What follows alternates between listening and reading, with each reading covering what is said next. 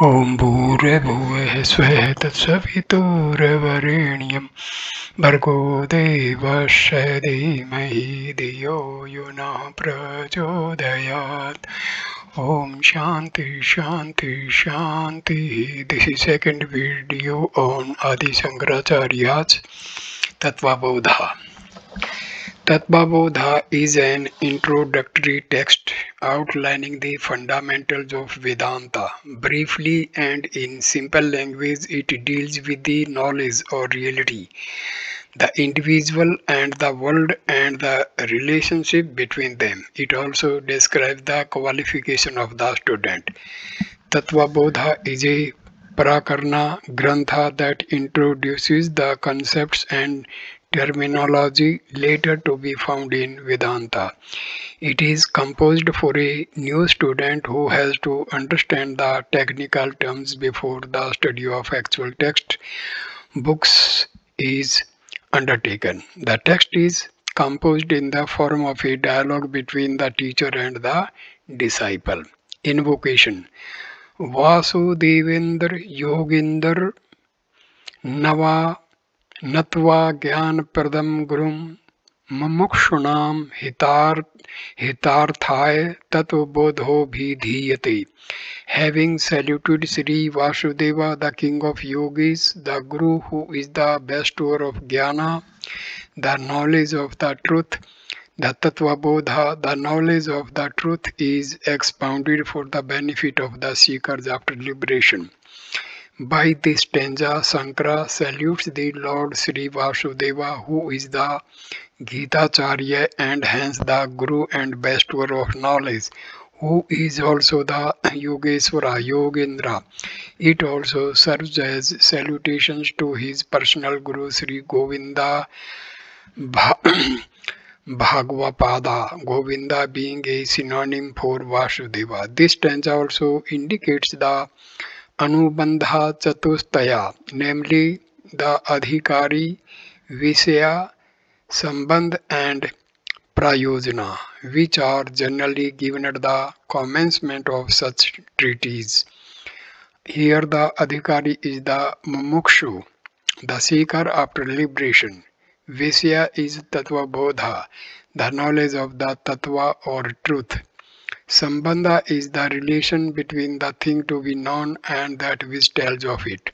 Here the Vastu to be known is Brahma, and Tattva Bodha is that which speaks of it. Prayojana or the benefit, Phala, is Mumukshu Namhita, or the fulfillment of the desire for liberation of the seeker. With this we get into the text proper. Sadhan Chatushtaya Sampana Adhikarinam Moksha Sadhan Bhutam Tatav Vivek Prakaram Veksham. We will now explain for those who are endowed with the fourfold qualifications Sadhana Chatushtaya, the mode of discrimination which is the means of liberation. For liberation or achieving perfection, the process of discrimination should be employed. The truth is mixed up with or confused with untruth, and therefore a discriminative enquiry, viveka, is needed.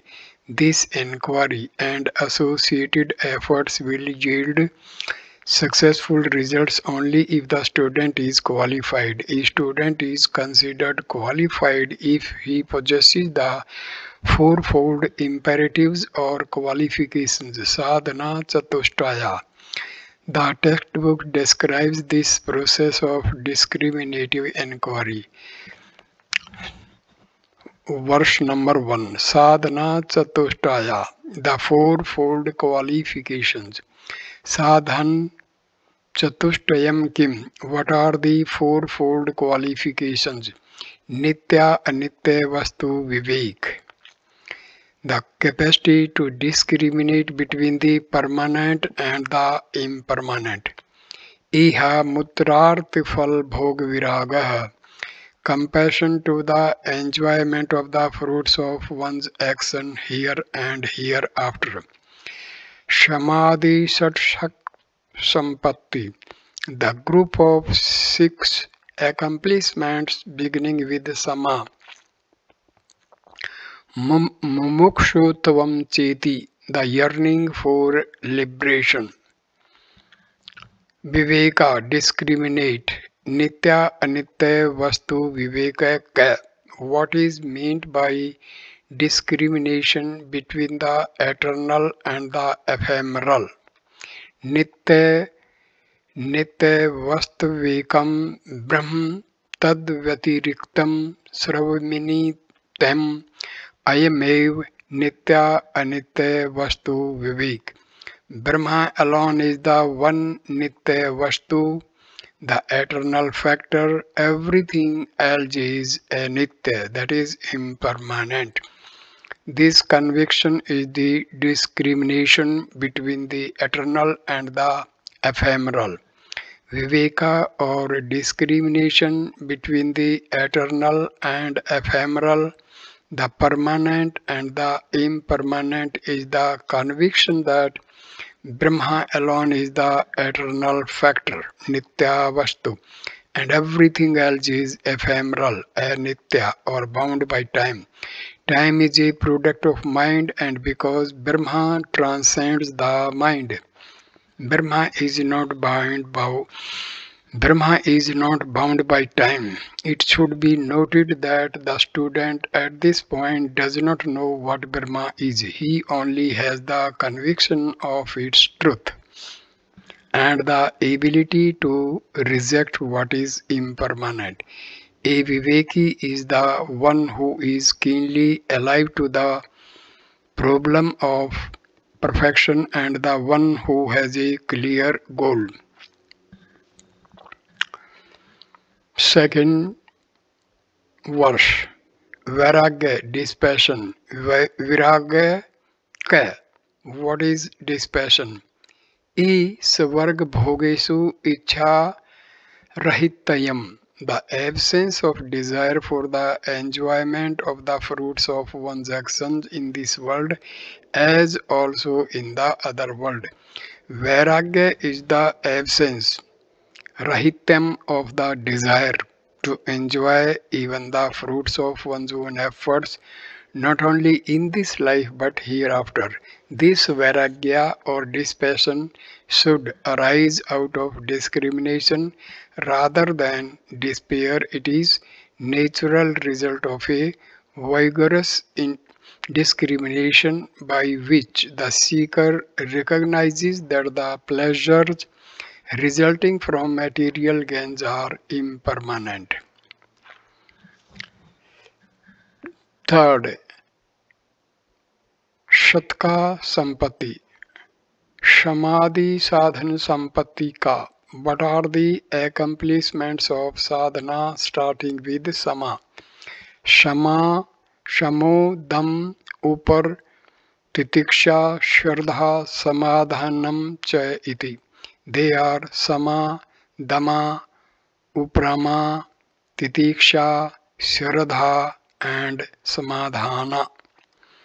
The 6 accomplishments of sadhana are Sama, Dama, Uparma or Uparti, Titiksha, Shraddha, and Samadhana. By accomplishing these qualifications, the seeker develops an integrated personality needed for spiritual development.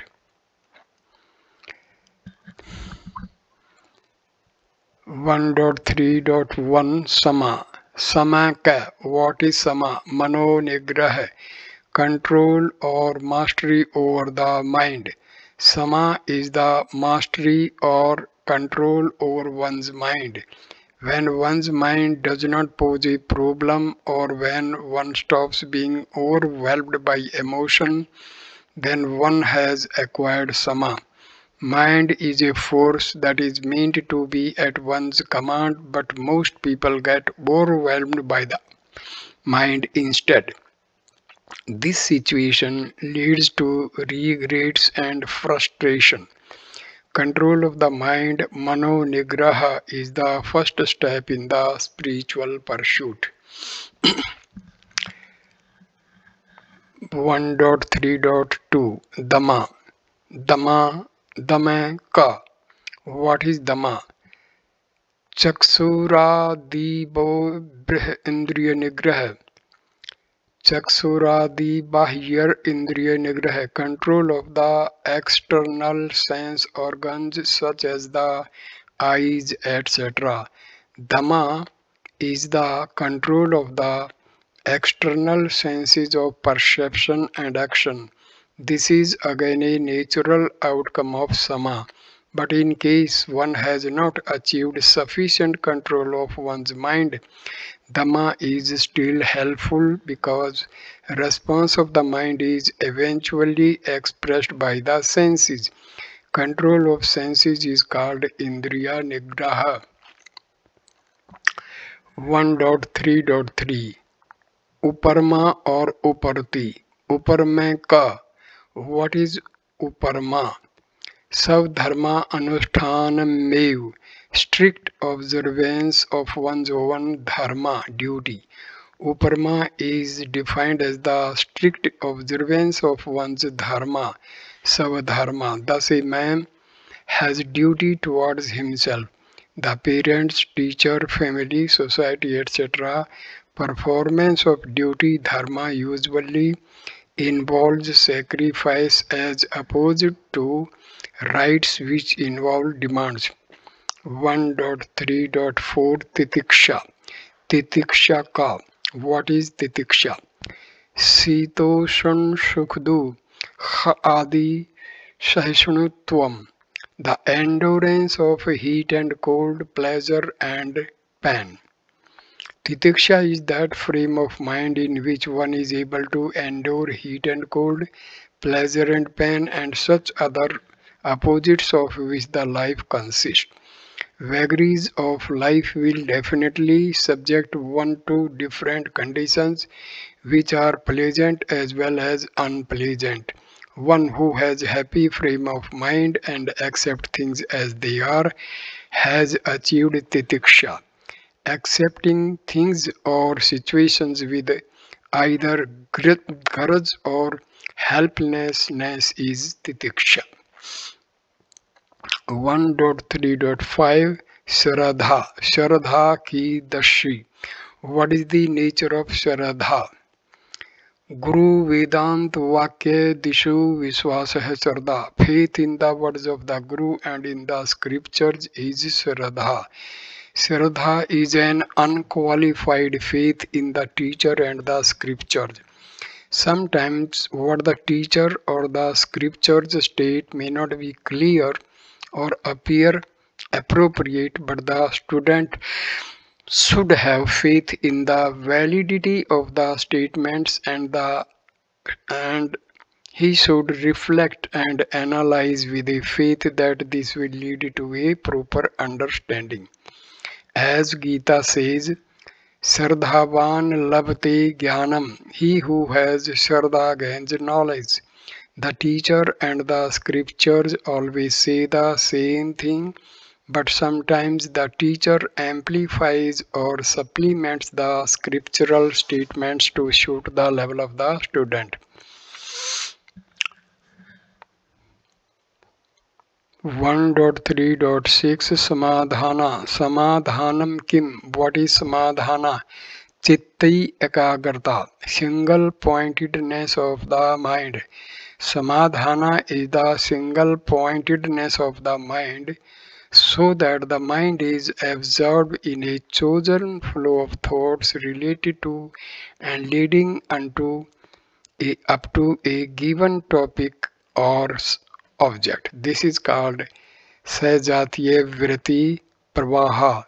Everyone has the quality of samadhana or ability to concentrate in the subject of one's interest, so the student of Vedanta should have his mind totally absorbed in study, reflection and contemplation of the teaching of scripture. The 6 sub-qualifications known as Satka, Sampatti have thus been described briefly. The fourth qualification of the sadhana chatushtaya is mumukshutvam, that is described below. 1.4 Mumukshutvam. Mumukshutvam kim? What is mumukshutvam? Moksho me bharyad iti ichha. Let me attain moksha, liberation. This intense yearning is mumukshutvam. The intense desire for liberation is called mumukshutvam. It is compared to the desire for jumping into a pond of a man whose matted hair has caught fire. The burning desire to solve the problem of incompleteness or limitation is mumukshutvam. This is the fundamental qualification, and other qualifications will follow if one possesses this burning desire. Moksha is not one of the objectives of a mumukshu, but the only objective. Etat sadhan chatushtayam. These are the fourfold qualifications. Tattva vivekasya adhikarano bhavanti. Thereafter, that is, after having acquired these fourfold qualifications, they become a adhikari, that is, person fit for the inquiry into the truth. These are four qualifications, sadhana chatushtayam, of a seeker of truth. The student who has acquired these qualifications become an adhikari for a discriminative inquiry into the truth. Nothing else, such as caste, creed, sex, age, etc. matters. Second, Tattva Viveka, inquiry into truth. The teacher next indicates the nature of the inquiry, Viveka, into the truth, Tattva. Tattva Viveka. What is the Tattva Viveka? Atma Satyam Tadanyata Sarvam Mitheti. Atma alone is real. All things other than Atma are unreal. This firm conviction is called Tattva Viveka. Truth is defined as that which remains unchanged in the three periods of time, past, present, and future. It is called Satyam. That which is non-existent, such as the horns of a man, is called Asat. That which exists but undergoes changes or modifications during the three periods of time is called Mithya. Everything in the objective world undergoes modifications, and so the world Jagat falls in the category of Mithya. The entire existence with respect to an individual can be divided into two categories. Number one, or I or Ahem, and number two, this or Idam. Atma is the I, Ahem, and rest of the world is this, Idam. But due to the ignorance of my real nature, I am always identified with either the body or the mind or the intellect, and so I have a false notion about myself. This false notion is the ego. If I can clearly distinguish what is different from myself, I can negate it and come to apprehend my own nature. Tattva Viveka is the inquiry into my real nature by first identifying what is not I or anatma, and then asserting what my real nature is. The principle employed in this inquiry is the knower or the perceiver is different from the known or the perceived. I, the knower, is different from this, the known. The following analysis shows how I, the knower, is different from the body with which I am falsely identified. This analysis is carried out from different aspects from which the human personality and existence can be viewed. Subsequently, the real nature of Atma is also pointed out. Atma ka. What? Who is Atma? स्थूल सूक्ष्म कारण शरीर आदि व्यतिरिक्तः पंचकोशा अतीतः सन् अवस्थात्रय साक्षी सच्चिदानंद स्वरूप सन यस्तिष्ठति सह आत्मा, that which is other than the sthula, sukshma and karana shariras, gross, subtle and causal bodies, which is beyond the five seats, which is the witness of the three states of awareness, which is the nature of Satya, Chitta, Ananda, existence, knowledge, bliss, is Atma. The five seats, Pancha Kosha. I end this video here, and the third video on Tattvabodha I will start with the five seats. Thank you for watching this video. Please like, comment and share the video. Namaskar my dear friends.